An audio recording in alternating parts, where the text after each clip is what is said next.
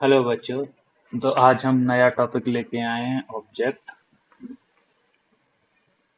तो object start करने से पहले हम पहले रिवाइज कर लेते हैं हमारा फर्स्ट प्रोग्राम। और इस प्रोग्राम में हमने num1 एंड num2 दो वेरिएबल लिए थे और उनका एडिशन निकाला था। This is sum of two numbers. Okay, so ये दो वेरिएबल और जितने भी वेरिएबल लेते हैं या कांस्टेंट लेते हैं या फिर स्ट्रिंग और any object of the class is called object. Object means something which having memory. इन इसकी हम एक्चुअल डेफिनेशन पे आते हैं तो Python is an object oriented programming language. That means Python का फोकस मेन होता है ऑब्जेक्ट ऑब्जेक्ट को क्रिएट करना और उसके अराउंड उसके बिहेवियर को कैटर करना, उस बिहेवियर को टेक केयर करना। वो हम कैसे करते हैं अभी हम इनके वाले टॉपिक में पढ़ेंगे। सो एवरी वैल्यू और data item whether numeric string works as an object. जैसे मैंने बताया कि चाहे न्यूमेरिकल हो चाहे वेरिएबल हो स्ट्रिंग हो, ये सब एज एन ऑब्जेक्ट वर्क करता है। ऑब्जेक्ट को आइडेंटिफाई करने के लिए हमारे पास एक आइडेंटिटी होती है, यूनिक आइडेंटिटी, जो कि आईडी बताती है। And this ID is nothing but the address of memory, right. So जब भी हम किसी भी वेरिएबल लाइक num1 का जैसे ही हमने आईडी किया तो वो एक वैल्यू देता है। वो एक्चुअली मेमोरी का एड्रेस होता है जहाँ ये वेरिएबल स्टोर है और जहाँ ये वैल्यू स्टोर है, and which remain same throughout the और lifetime of the that particular object. चलिए ठीक है। इसके बाद ऑब्जेक्ट और क्लासेस हम समझते हैं कि ऑब्जेक्ट के साथ में, so what is object? Object is a representation of real world entities.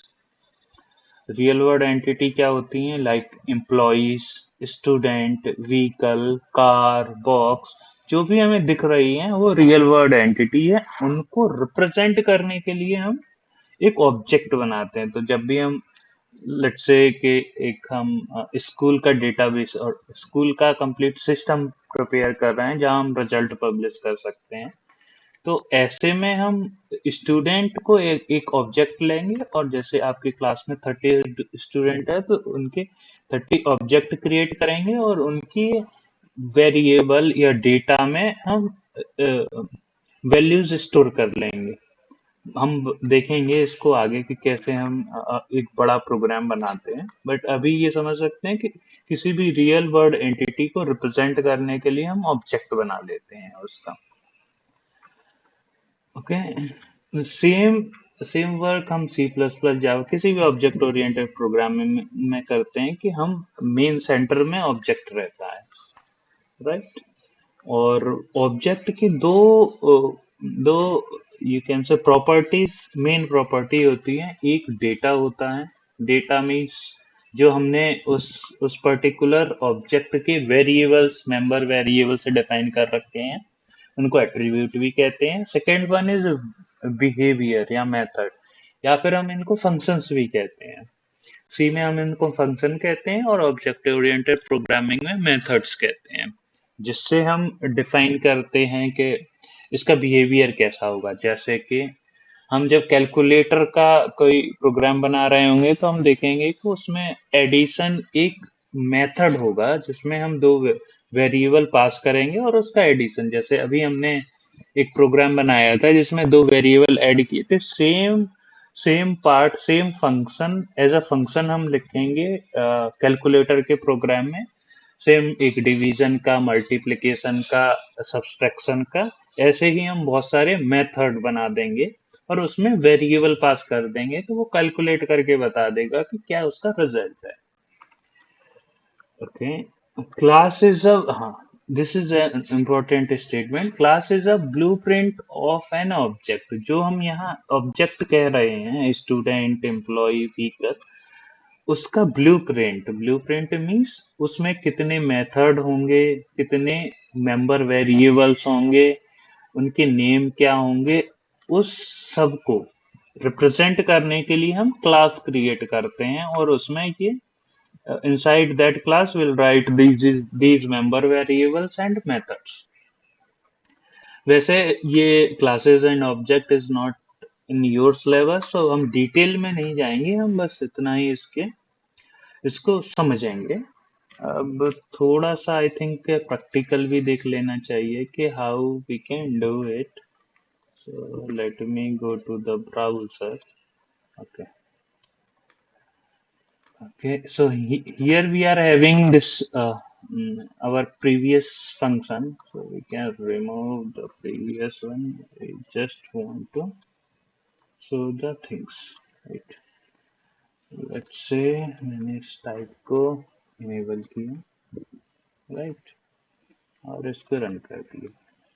तो अभी क्या कर रहे हैं, num1 में एक वैल्यू 30 डाली, और उसका टाइप हमने देखा कि क्या है टाइप इसका num1 का।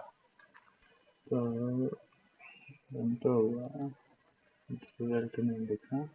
अच्छा, because we are doing some other operation as well after that. Last result ही दिखेगा, उसके बाद अगर कोई ऑपरेशन करेंगे तो वो रिजल्ट इसमें दिखना बंद हो जाता है। So it is telling that whatever this num1 is, the type of this num1 is int. Let's say कि अब जैसे मैंने बोला था id एक एसोसिएट होती है एवरी ऑब्जेक्ट के साथ। Let's say id of num1.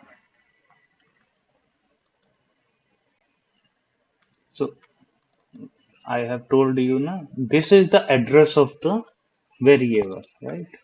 अगर let's say अगर हम इसको वैल्यू चेंज कर देते हैं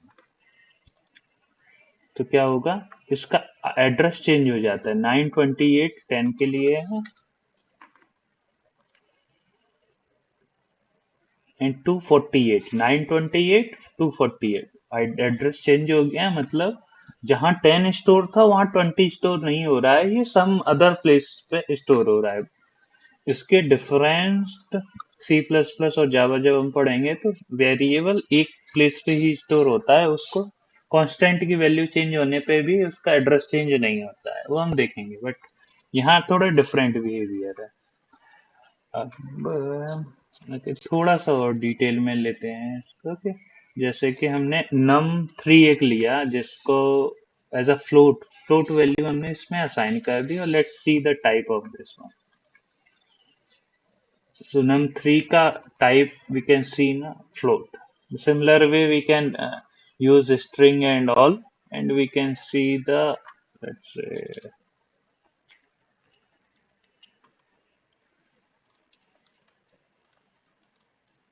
this is one string we have assigned in num3, और try type check किया तो str, that means string. So हमने देखा कि कोई भी वेरिएबल जब हमने लिया, इवन हम जब कांस्टेंट भी लेते हैं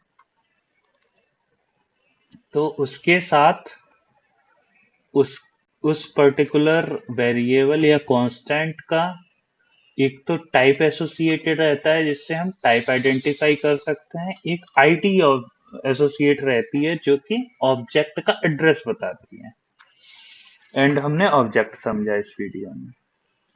चलो, thank you, have a good day, bye.